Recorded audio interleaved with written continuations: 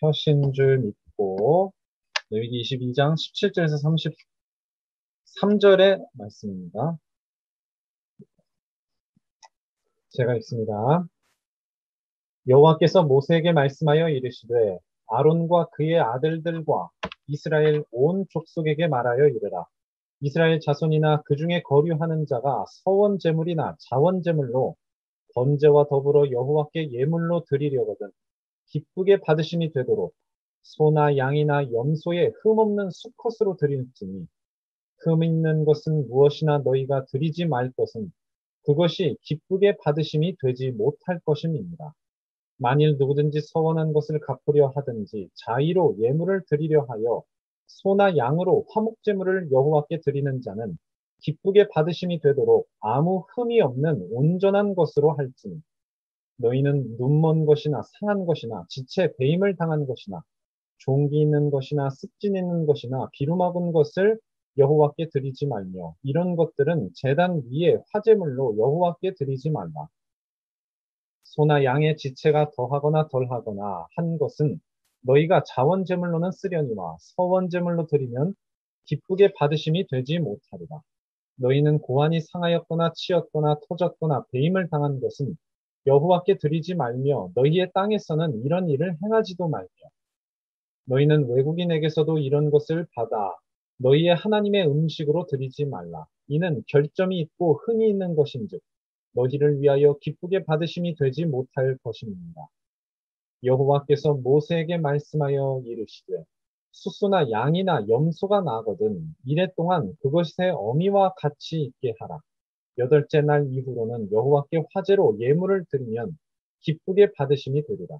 암소나 암양을 막론하고 어미와 새끼를 같은 날에 잡지 말지니라. 너희가 여호와께 감사 제물을 드리려거든 너희가 기쁘게 받으심이 되도록 드릴지며 그 제물은 그날에 먹고 이튿날까지 두지 말라. 나는 여호와이니라. 너희는 내 계명을 지키며 행하라. 나는 여호와이니라. 너희는 내 성호를 속되게 하지 말라. 나는 이스라엘 자손 중에서 거룩하게 함을 받을 것이니라. 나는 너희를 거룩하게 하는 여호와요 너희의 하나님이 되려고 너희를 애굽 땅에서 인도하여 낸 자니 나는 여호와이니라.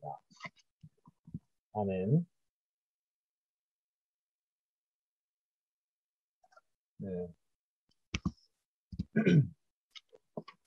자, 우리가 살아가는 인생은 언젠가는 끝이 납니다. 또 아무리 성공한 사람도 결국은 끝이 나죠.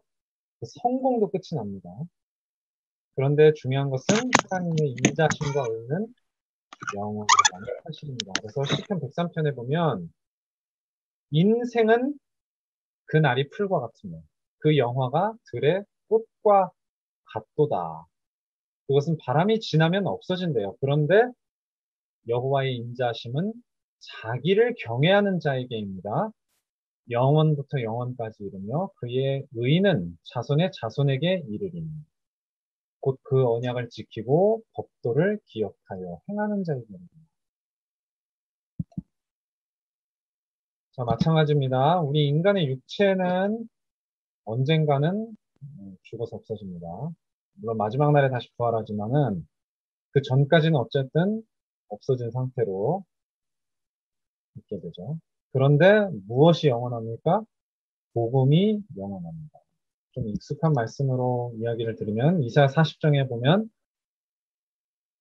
풀은 마르고 꽃은 시들지만 이게 하나님의 말씀은 영원히 서리. 우리 육체가 풀이라고 했고 또 우리 육체가 가진 아름다움은 꽃과 같다고 그랬습니다. 근데 풀도 마르고 꽃도 시들어요. 근데 하나님의 말씀은 영원히 설 것이다. 이 말씀을 인용한 베드로가 25절에 뭐라 그랬냐면 너희에게 전한 복음이 곧 이 말씀이다. 영원한 말씀은 바로 너희에게 전한 또 우리가 믿고 있는 복음이라는 겁니다. 오늘 본문에 보면은 재물을 드릴 때 어떤 것으로 드려야 되느냐 이걸 지금 말씀하고 계시거든요.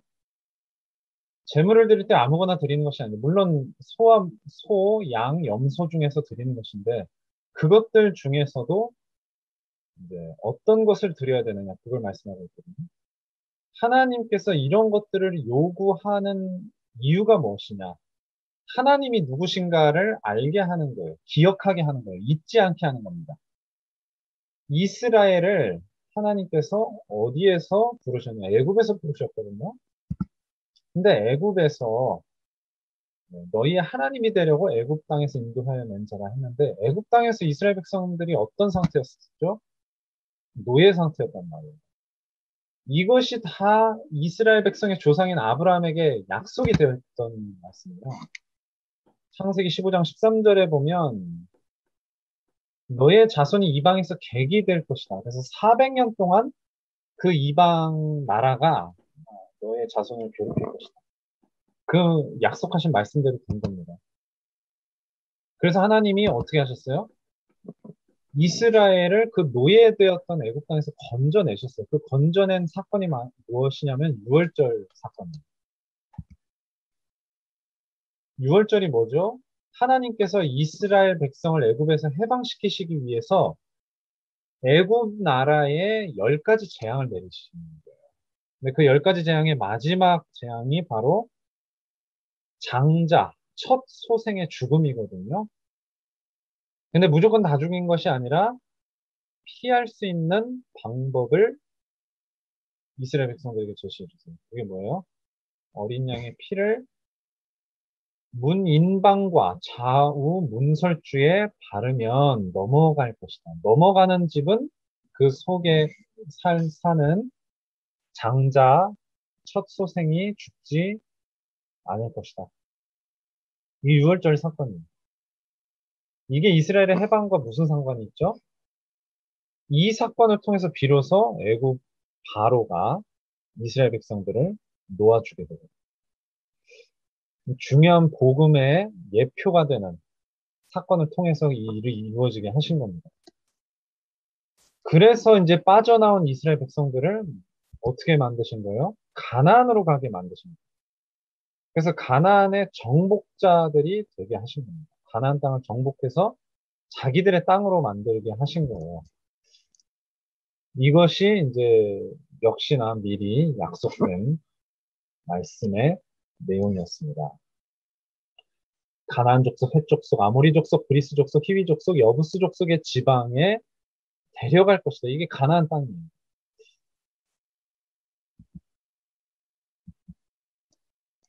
오늘 본문에 흠없는 재물을 바쳐라. 그래서 21절에 예물을 드리려고 하면은 아무 흠이 없는 온전한 것으로 해라. 자, 왜 이렇게 흠이 없는 재물을 찾으시죠? 하나님이 보내실 구원자 예수 그리스도가 바로 흠없는 재물로 이 땅에 오셨기 때문에. 그래서 그것을 미리 붙잡고 예배하게 하려고 하신 것입니다. 베드로전서 1장 19절에 흠없고 점없는 뭐가 나지 않았다는 얘기예요. 흠이 없고 점이 없는 어린 양 같은 그리스도의 보배로운 피로 우리가 어떻게 된 거예요? 구원받았다는 얘기예요.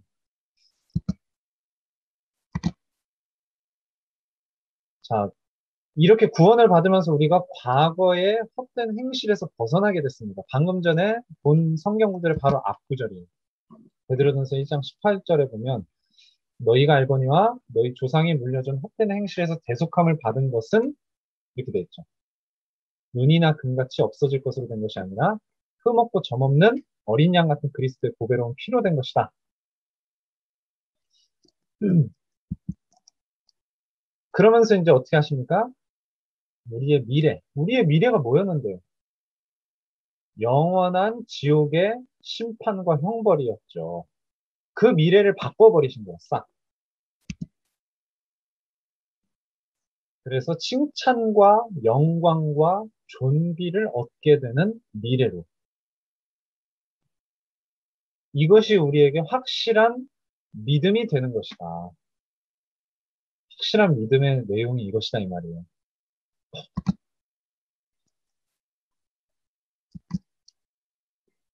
자, 더 나아가서 흠없는 재물을 드리게 하신 하나님께서 우리의 인생을 흠없게 하신다. 우리를 흠없는 인생이 되게 하신다는 말씀입니다. 그래서 마지막에서 두 번째 구절이죠. 너희를 거룩하게 하는 영. 나는 너희를 거룩하게 하는 하나님이다. 이 말씀에 집중하세요. 그냥 거룩하게 하시면 하시는 거지. 왜 이렇게 거룩하게 하시는 하나님이다. 이걸 말씀하실까요? 우리를 거룩하게 하셔서 어떻게 하시냐는 거예요. 그런 흠없는 인생이 되게 하시는 거예요. 어떤 인생이죠? 승리하는 인생이죠. 예수님께서 예수는 그리스도라고 주는 그리스도시요. 이 고백을 한 베드로에게 뭐라고 말씀하십니까? 내가 이 믿음의 고백의 반석 위에 내 교회를 세울 것이다. 근데 그 교회를 음부의 권세가 이기지 못할 것이다. 어떤 흑암 권세도 이기지 못한다. 그걸 말씀하십니다. 예수님께서 또 말씀하시기를 너희가 세상에서 환난을 당하지만 담대해라. 내가 세상을 이겼노라. 예수님이 세상을 이기신 겁니다. 우리가 이기는 게 아니라. 그래서 우리는 우리가 수고해서 이기는 것 없이 담대해질 수 있는 거예요. 히브리서 11장에 보면 믿음의 인물들, 믿음으로 승리한 인물들이 어떠한 고난과 역경을 믿음으로 극복했느냐. 자기의 능력이나 노력이나 뭐 인내가 아니라 복음의 능력으로, 믿음의 능력으로 어떻게 극복했는가를 쫙 쓴 다음에 이런 사람은 세상이 감당하지 못합니다. 세상이 감당하지 못하는 사람이 세상을 이기는 사람이고요. 또 어떤 인생이 되게 하십니까? 증인의 인생이 되게 하십니다. 저 여러분이 결국은 이렇게 승리하는 자가 돼서 뭘 하는 거냐? 증인의 인생을 사는 거예요. 그래서 땅끝까지 예수 그리스도의 증인이 되게 하시려고 성령을 보내시는 것이다. 바울에게 나타나신 주께서 뭐라고 하셨어요? 바울이 이 에베소에서 담대하게 증언한 것처럼, 예루살렘에서 증언한 것처럼 로마에서도 증언해야 할 것이다. 이거는 이제 말씀하십니다. 증언하는 사람이 증인이죠. 중요한 건 누가 증언을 하세요? 우리가 증언하는 것 같지만 예수님이 하나님 우편에서 함께 역사하시면서 증언을 하십니다. 무엇으로? 그 따르는 표적을. 우리가 표적을 만들어내는 게 아니에요. 하나님의 우편에 계신 예수님이 표적으로 증언을 확실하게 해주십니다. 그 역사가 우리에게 일어나는 것이 전도자의 삶입니다. 그 역사가 일어날 수 있는 전도자가 되는 것이 우리의 과제입니다. 과제지만 그 과제도 하나님이 이루어 주시는 거예요. 그래서 이제 마지막에는 또 영원히는 우리의 인생을 영화롭게 하시는 것이다. 흠없는 인생의 끝에는 영원히 영화롭게 되는 그런 천국에서의 새로운 삶이 있다는 겁니다. 바울이 자기의 사역을 다 마치고 디모데에게 하는 고백입니다. 나는 선한 싸움을 싸우고 나의 달려갈 길을 마쳤다. 그래서 이후로는 나를 위해서 면류관이 예비돼. 주님이 내게 주실 것이다. 근데 나한테만 주시는 게 아니라 주의 나타나심을 기다리는 모든 자에게 다 주실 것이다. 면류관을 주신다는 거예요. 면류관. 영광스러운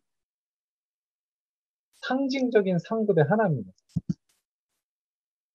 예수님께서는 말씀하셨어요. 마지막 때가 오면은 의인들은 뭐죠? 구원받은 사람들이 의인입니다. 하나님께 귀하게 쓰임받은 사람들이 다 의인입니다. 자기 아버지 나라에서 해와 같이 빛나리라. 해같이 빛난다는 거예요. 우리가 해같이, 태양같이 되는 겁니다. 많은 이방 족속들이 태양을 신으로 섬겼거든요. 일본이 우리나라에서 신사참배 시킬 때도 태양을 숭배하게 했어요. 태양신 숭배. 그리고 지금 북한에도 김일성, 김정일, 김정은까지 그 3부자를 태양처럼 이렇게 상징으로 태양 궁전까지 만들어요. 근데 예수님은 뭐라고 그러셨어요? 우리가 다 태양이다. 우리가 다 해같이 하나님 아버지의 나라에서 빛나게 될 존재들이다. 그걸 말씀하는 거예요. 고린도 후서에는 우리가 환난을 받을지라도 나중에 영원한 영광, 그것이 훨씬 더 중한 것이다. 그에 비하면 우리가 환난을 겪는 게 아니라 이제 이 시대죠. 이 시대에 아주 심한 환난을 받았지만 그것은 가벼운 것이다. 그리고 보이는 것은 잠깐이고 보이지 않는 것은 영원한 것이다. 여러분 기억하시나요? 믿음은 바라는 것들의 실상이요 보지 못하는 것들의 증거다. 그래서 눈에 보이는 것은 사실 허상이거든요. 눈에 보이지 않는 것, 하나님, 천국, 성령의 역사. 역사는 눈에 보이죠. 그 일어나는 일로 말미암아 눈에 보이지만 성령 자체는 눈에 안 보이죠. 저 여러분이 구원받았다는 사실이 무엇을 통해서 뭐 그것이 이게 눈에 보이지 않잖아요. 우리 마음속에 있는 겁니다. 그 눈에 보이지 않는 것들이 영원한 것들. 베드로전서 5장 10절에 보면 우리를 부르셔서 자기의 영원한 영광에 들어가게 하시니가 잠깐 고난을 우리가 당할지라도 온전하게 하시고 굳건하게 하시고 강하게 하시고 견고하게 하실 것이다. 영원한 영광의 미래가 보장됐다는 것. 말씀 이제 마칩니다.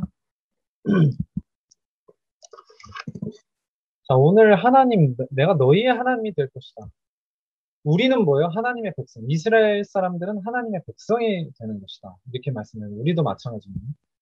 예수 그리스도는 우리의 구원자가 되셨고, 우리는 그분의 성도가 되었어요. 그러면 하나님의 백성이자 우리 예수님의 성도가 된 우리가 이 세상을 살아가는 방법이 뭡니까? 그게 바로 예수님이 감람산에서 말씀하신 하나님 나라예요. 하나님 나라가 우리가 살아가는 방법이에요. 이게 어떻게 방법될까요? 마태복음 12장 28절 또 누가복음에도 비슷하게 같은 말씀을 기록하고 있는데 11장 20절에 하나님의 성령을 힘입어 귀신을 쫓아내는 것이면 하나님 나라가 이미 너희에게 임하였다. 하나님의 손을 힘입어 귀신을 쫓아낸다면 하나님의 나라가 이미 너희에게 임하였느니라. 예수님이 무엇을 힘입어 귀신을 쫓아내신 것이냐 이걸 가지고 유대인들끼리 막 논란을 일으켰거든요. 거기서 예수님이 이렇게 말씀을 하신 겁니다. 이 말씀을 말씀하신 내용에서 일어난 일을 시간 순으로 말을 한다면 뭡니까? 이렇게 되는 거예요. 먼저 이미 너에게 임하였느냐. 이게 제일 먼저 일어난 일이라는 뜻이에요. 하나님 나라가 임하시면 하나님의 성령 또는 하나님의 손에 힘을 입어서 뭘 하게 된다는 거예요? 귀신을 쫓아낸다. 귀신을 쫓아낸다는 거는 단지 그 귀신의 어떤 영을 쫓아낸다 이걸로 그치는 게 아니라 뭡니까? 마귀의 나라, 사탄의 나라를 꺾어버리는 거예요. 그 자리에서. 세상 나라를 제압하는 겁니다. 물리적으로 제압하는 게 아니라 영적으로.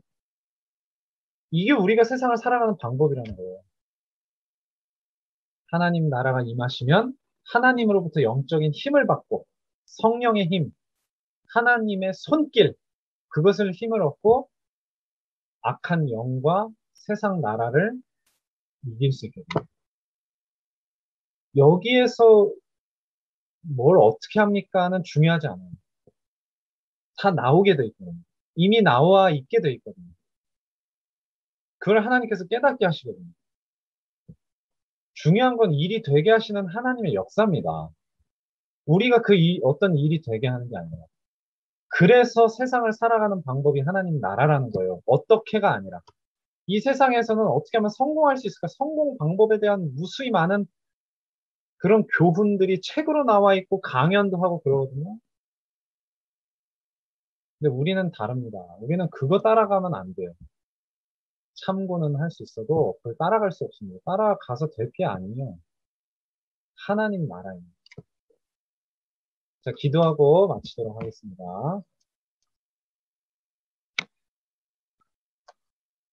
하나님 아버지, 감사합니다. 오늘 하나님께서 이스라엘 백성에게 하신 말씀을 통해서 우리에게 주신 교훈을 우리 렘넌트들이 잘 깨달아 알게 하여 주시옵소서.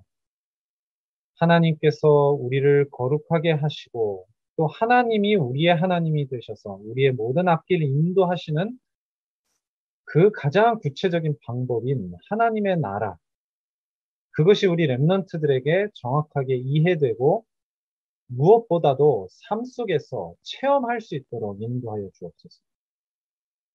그래서 말씀을 기준으로 체험한 그 깨달음을 가지고 그렇게 체험으로 깨달은 복음의 능력을 가지고 승리하는 인생, 증인의 인생 살 수 있도록 인도하여 주옵소서. 모든 말씀 예수 그리스도 이름으로 기도합니다.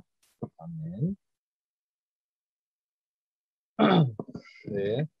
헌금은 따로 시간을 이 시간에 갖지 않고 여러분